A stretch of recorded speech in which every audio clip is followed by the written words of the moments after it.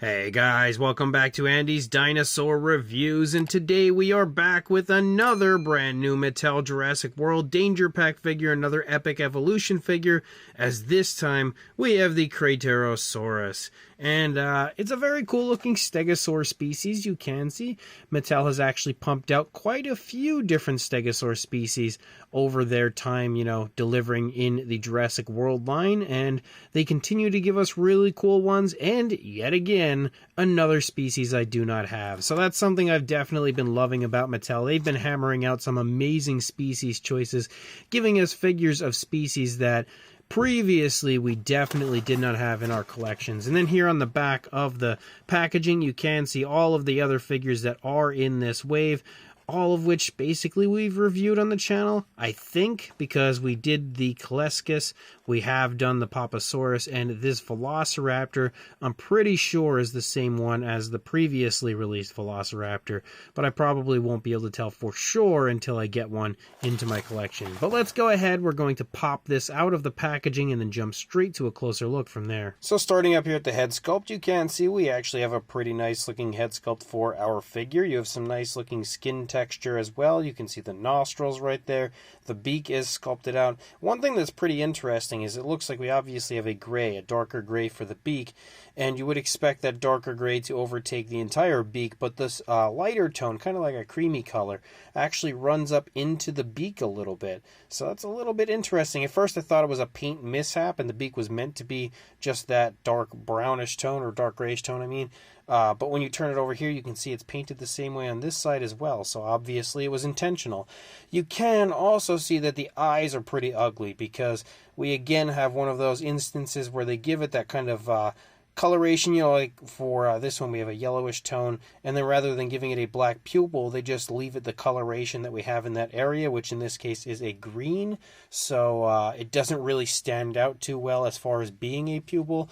Obviously when they do this, it's not anything major, and it's a very easy fix. You could take a very small like toothpick or something, just dab it in some black paint and paint right over that. But I just wish Mattel would just give us the black pupil in the first place. I feel like it would look way better. But we have this light tone that kind of runs down along the jaw and then down into the throat. It does disappear here as you lead down. You can see the skin texture actually looks really quite nice on the underside as well. But that light tone actually picks up again here in the chest region and runs down here along the underside a little ways. You can see some of the green kind of creeping through that lighter tone. Then it again cuts off back here and is gone for the remainder of the figure. You'll also see the spotting and speckling that we see often on Mattel figures is present on this one.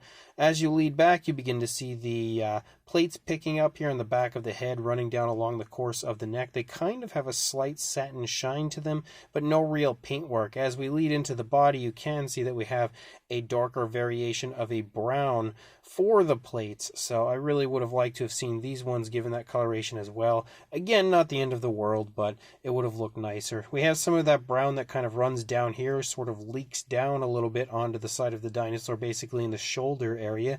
The skin texture continues to look very impressive. You can see all kinds of variation to the skin texture as well as the scales. Like if you get nice and close right here, you can see larger scales. Wow, it's not focusing right. There we go. Larger scales and smaller scales right in this little area. Quite a bit of variation to the sizes of the scales. That continues to pretty much be the same case through the entire figure, which I really like. Again, showing how highly detailed the Mattel figures are nowadays. As you lead down into the front leg, you can also see quite a bit of variation to the sizes and, difference to the scales moving down. The muscle definition is also present. We have the elbow and the back of the leg.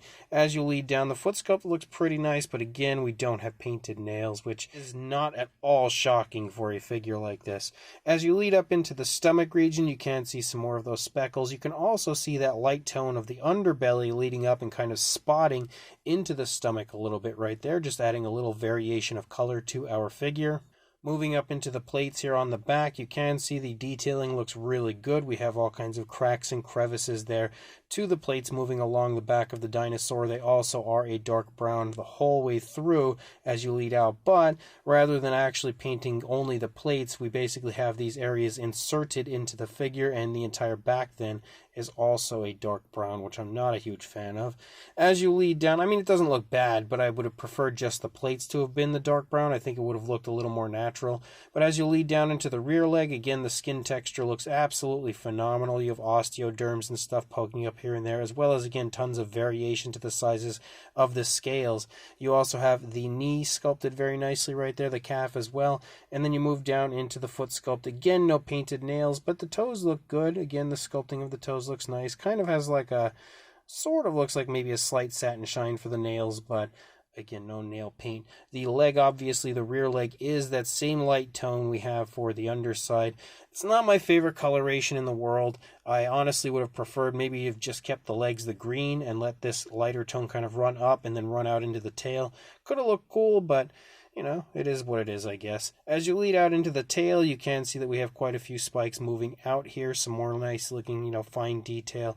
All sorts of speckling and stuff going on through the course of the figure. The actual spikes look nice as far as the detailing aspect goes, but obviously they are unpainted.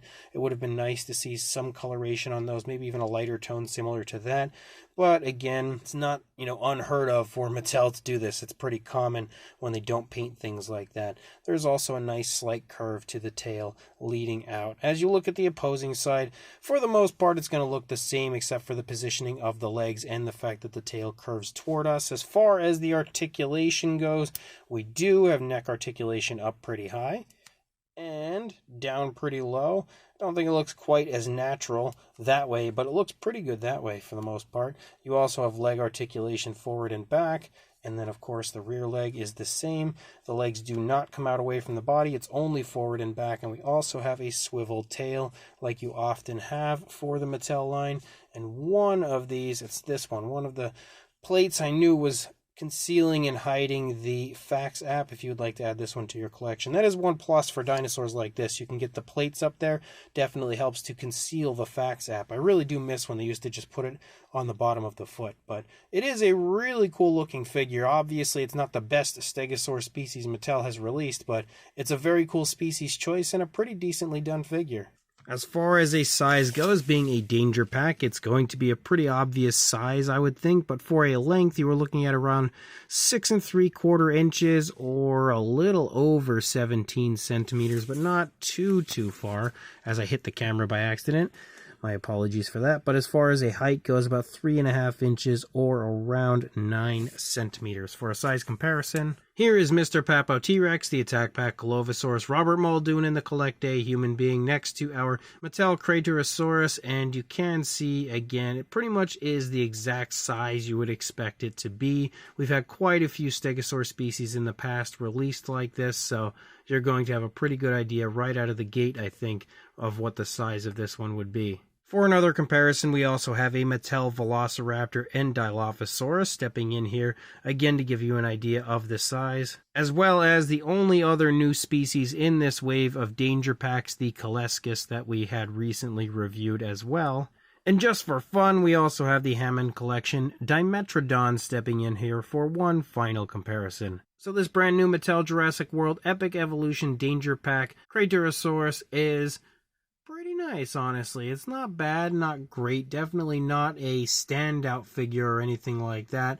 Like, the coloration isn't enough to really draw you in, but the overall appearance of the dinosaur, I think, will do the job pretty nicely. It is very nicely sculpted, and in this instance, I would say that's the most appealing part of this figure, is how good the actual fine detail looks.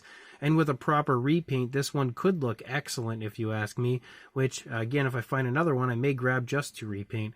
The sculpt is really nice looking when it comes to the fine detail. Mattel's actual figures have been looking more and more crisp over time, and I feel like they've never looked better than they do currently. Same deal goes for the fine detail. Again, there's just a lot of variation to the scales and skin texture on this one, even up there into the plates, again, with the cracks and crevices in the plates and everything. Very nice, very highly detailed. The paint apps are okay. They're definitely not terrible, but they could be better. You know, there's not really a whole lot going on as far as coloration goes. It's kind of bland overall and not really anything that jumps out at you. Like the Calescus, I felt like the coloration was really striking, but still natural. This looks natural, just not really that striking. And the spikes out there on the tail not being painted, the nails not being painted, and even the plates in the back of the neck not being painted are things that could have improved the overall appearance of this one. If those areas were painted, I feel like it really would have made a pretty drastic difference. We do have some pretty decent articulation, again, pretty much the same as you usually have, pretty much what you would expect. So overall, it is a very cool figure, and again, another awesome species choice. Absolutely loving these obscure species Mattel has been releasing. So if you are interested, make sure you head to your local Walmart, grab this if you can, because that is exactly where I found mine, and like, comment, and subscribe, and I will see you in the next review. Thanks for watching.